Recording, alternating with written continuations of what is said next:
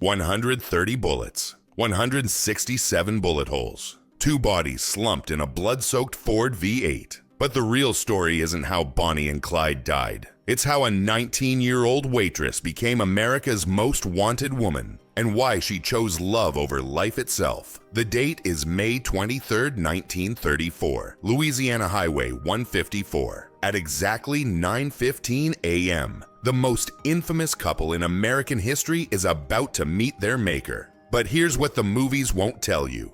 Bonnie Parker never actually killed anyone. So why did she die in that car? Keep watching, because the answer will shock you. The scene looks like something from a war zone. Glass everywhere, blood pooling on leather seats. The car so riddled with holes it barely resembles a vehicle anymore. When the smoke cleared, 2 of the most romanticized criminals in history were dead. But their story began with something far more dangerous than any gun. It began with love. January 5th, 1930, Dallas, Texas. The address, 105 Herbert Street, a small house where destiny would collide with desperation. But here's the first twist. When Bonnie Elizabeth Parker walked into that room, she was already married to a murderer. Roy Thornton was doing hard time for murder when Bonnie met Clyde Chestnut Barrow. She was 19, working as a waitress, trapped in a marriage to a man she'd never see free again. Clyde was 21, fresh out of jail, and carrying scars from a prison system that had broken something fundamental inside him. The Great Depression had crushed America. Banks were failing, families were starving. But in that cramped Dallas living room, 2 damaged souls found something neither had expected, each other. But was it really love at first sight? Or was Bonnie attracted to something darker? Because within weeks of meeting, she would commit her first crime. And here's the detail that changes everything. She did it voluntarily. When Clyde got arrested for burglary just weeks after they met, Bonnie didn't walk away. She didn't cry, or write letters, or wait faithfully. She smuggled a gun into prison. Think about that for a moment. A 19-year-old waitress smuggling weapons to a criminal she'd known for 3 weeks. That's not love, that's obsession. The gun worked. Clyde escaped, but he got caught again. And this time, the state of Texas wasn't taking chances. They sent him to the brutal Eastham prison farm, and that's where the boy died and the monster was born. Prison in 1930 was hell on earth. Clyde emerged 2 years later completely transformed. The charming young man who'd swept Bonnie off her feet was gone. In his place stood someone who'd learned that violence was the only language that mattered. But Bonnie was waiting. And here's what's truly chilling. She liked what he'd become. Their first crime together wasn't some romantic adventure. It was brutal, desperate, and set a pattern that would define their relationship until death. They stole a car, then another, but stealing cars wasn't enough to survive. They needed money. And on April 30th, 1932, in Hillsborough, Texas, they crossed a line there was no coming back from. John Napoleon Bucher was just doing his job. He owned a store. He had a family. He probably never imagined that serving customers that day would cost him his life. But when Bonnie and Clyde walked in, they weren't just robbing a store. They were announcing to the world that they'd chosen death over surrender. The question that haunts historians: who pulled the trigger? The answer reveals something terrifying about their relationship. Here's where the Hollywood version and reality split completely. The movies show 2 young lovers stealing from banks and driving fast cars. The truth is far more sinister. They weren't robbing banks, they were killing cops. Between 1932 and 1934, Bonnie and Clyde murdered 12 people. 9 of them were law enforcement officers, men with families, men who took an oath to protect their communities, men who died because 2 people decided their love was worth more than human life. Deputy Eugene Capel Moore, in Atoka, Oklahoma, he left behind a wife and children. On April 1st, 1934, they killed 2 highway patrolmen in cold blood. Their names were Edward Brian Wheeler and Holloway Daniel Murphy. They were just doing their jobs. But here's the psychological twist that explains everything. Bonnie never fired the fatal shots. She was there. She participated. She helped plan.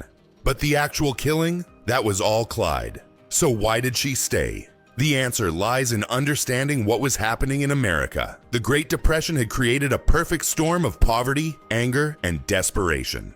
Banks were foreclosing on farms. Families were losing everything, and suddenly 2 young outlaws robbing those same banks became folk heroes. The media loved them. Newspapers sold more copies with Bonnie and Clyde on the front page. They wrote poems about themselves. They posed for photographs. They created their own legend while living it. But every story has 2 sides. While America was falling in love with the idea of Bonnie and Clyde, real families were planning funerals for their murdered loved ones. The myth said they were fighting the system. The reality was they were killing innocent people for grocery money. Let me paint you the real picture of life on the run. No hot showers, sleeping in stolen cars, eating cold beans from cans, constantly looking over their shoulders, moving every few hours, never staying anywhere long enough to feel safe. This wasn't romance. It was survival. And survival required violence. The FBI joined the hunt in December 1932. Suddenly, this wasn't just local law enforcement chasing 2 young criminals. This was the full weight of the federal government bearing down on them. Agent Frank Hamer, the legendary Texas Ranger, was put on their trail. Hamer was patient, methodical. He studied their patterns, their psychology, their weaknesses, and he discovered something crucial.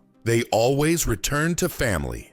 That discovery would seal their fate, but not before they killed again. Here's what nobody tells you about being America's most wanted. Paranoia becomes your constant companion. Every stranger could be law enforcement. Every car behind you might be following. Every knock on a door could mean death. Bonnie and Clyde lived this way for over 2 years, and it changed them. Photos from early in their relationship show 2 young people in love. Photos from 1934 show 2 hollow-eyed killers who'd forgotten what peace felt like, but they had each other. And in their twisted psychology, that was enough. Love had become their drug, and violence was how they stayed high. The question everyone asked, why didn't they just run? Leave the country? Disappear? The answer reveals the true tragedy of their story.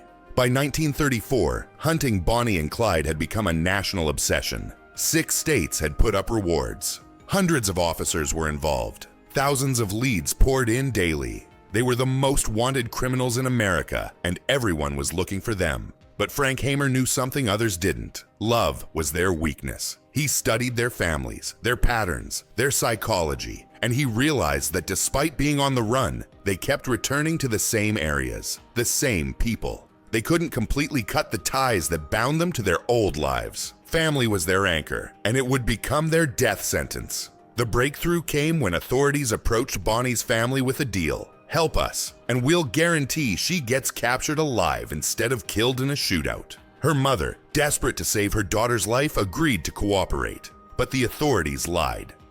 May 22nd, 1934.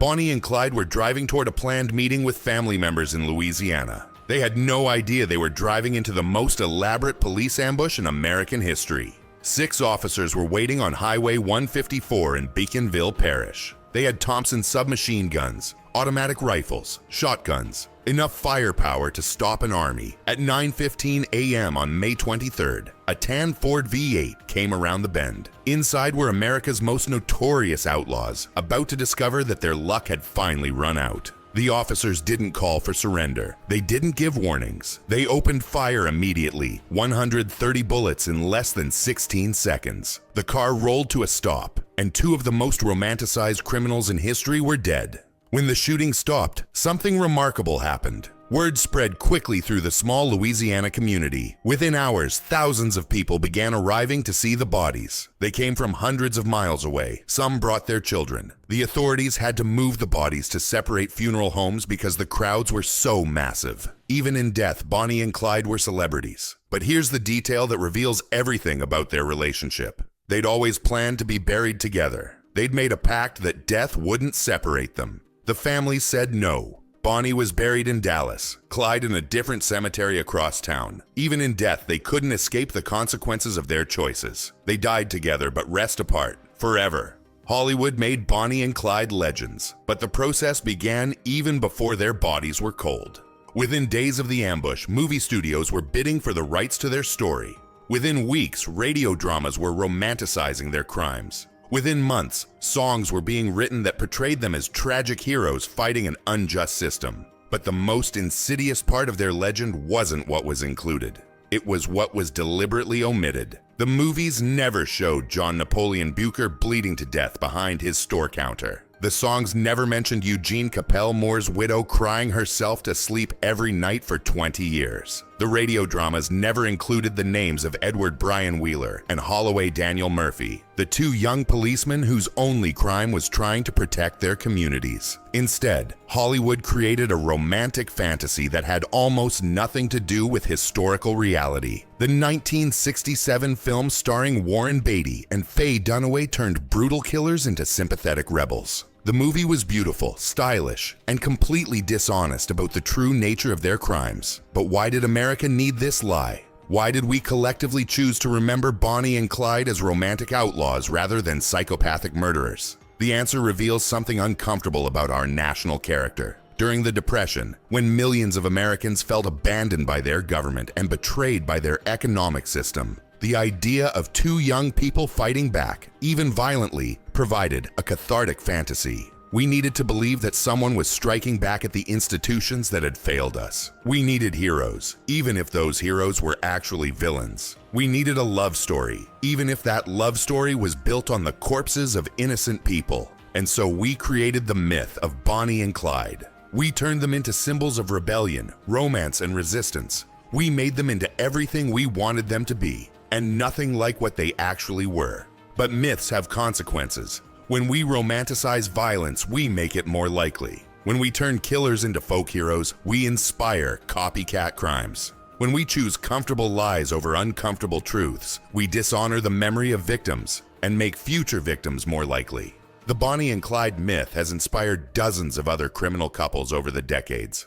From Charles Starkweather and Carol Ann Fugate in the 1950s to the Beltway snipers in the 2000s, the template created by Bonnie and Clyde has been repeated again and again. Each time the story follows the same pattern. Two people convince each other that their love justifies violence, that society is their enemy, that killing strangers is an acceptable way to express their devotion to each other. And each time the media coverage follows the same pattern too, focusing on the relationship between the killers while minimizing the humanity of their victims. The truth about Bonnie and Clyde isn't romantic. It's not heroic. It's not even particularly interesting once you strip away the mythology. It's the story of two damaged people who found each other during desperate times and decided that their feelings for each other mattered more than other people's right to exist. It's the story of how love without moral boundaries becomes indistinguishable from mutual destruction. Most importantly, it's the story of 12 innocent people whose lives were cut short so that two selfish individuals could play out their violent fantasies while calling it romance. John Napoleon Bucher, Eugene Capel Moore, Edward Brian Wheeler, Holloway Daniel Murphy, Malcolm Davis, Doyle Johnson, Joe Johns, Henry D. Humphrey, Cal Campbell, Percy Boyd, and the others whose names have been forgotten because we chose to remember their killers instead. These names matter. These lives mattered. And their deaths weren't tragic accidents or necessary casualties in some noble cause. They were murders committed by people who valued their own excitement more than human life. The real tragedy isn't that Bonnie and Clyde died young. The real tragedy is how many others died because they lived. The real tragedy is that we turned their victims into footnotes and their killers into legends. And the most tragic part of all, we're still doing it. Every time we watch a movie that romanticizes their story. Every time we listen to a song that portrays them as star-crossed lovers. Every time we use their names without remembering the names of the people they killed. We're still choosing the comfortable lie over the uncomfortable truth. We're still valuing entertainment over justice. We're still honoring the killers and forgetting the killed.